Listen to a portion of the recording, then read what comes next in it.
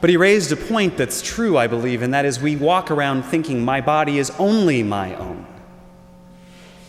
And nobody else has a right to say what I'm going to do with my body.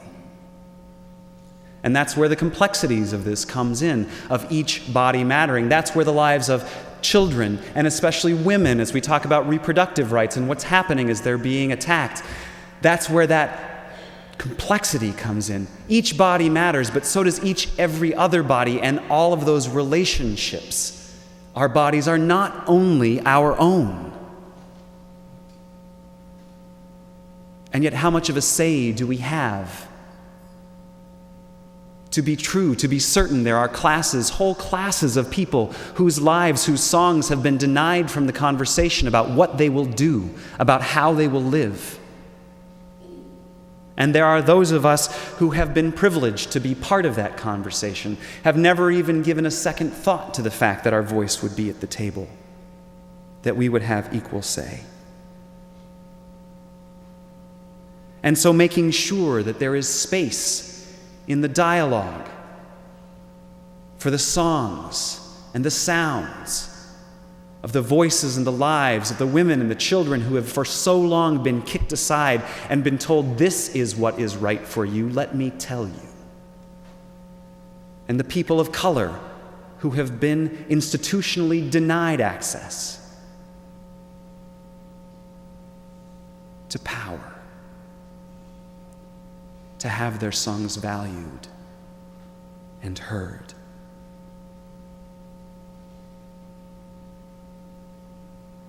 Every body matters.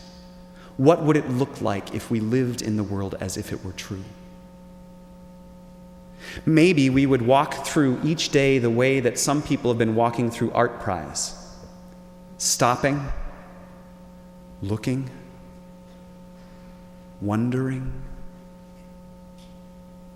seeking that fleck of beauty and inspiration.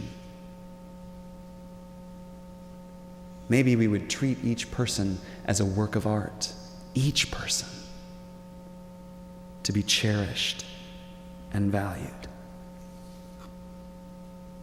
Maybe as our neighbors at Bethlehem Lutheran are reminding me, part of the Heartside neighborhood collaboration, maybe when downtown events were scheduled, if every body mattered, then the people who actually lived downtown would be consulted, not just the businesses. Maybe the people who live on stoops and doorsteps, under bridges and overpasses and in shelters would be a part of the conversation, not just the people who have the money to make it happen.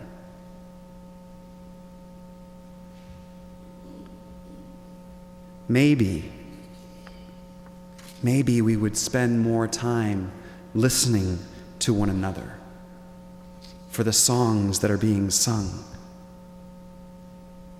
Maybe we would spend more time doing things like our character school is about to do, go on a field trip to a shelter for women and children who have left abusive homes to offer help.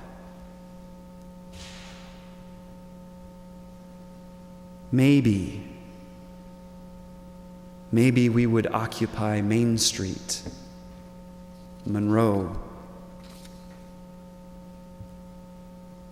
Maybe we would sing and listen to the songs that join our own.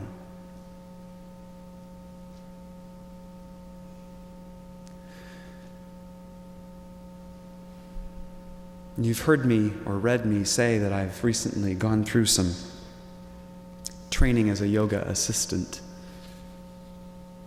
My job is to invite people deeper into a pose.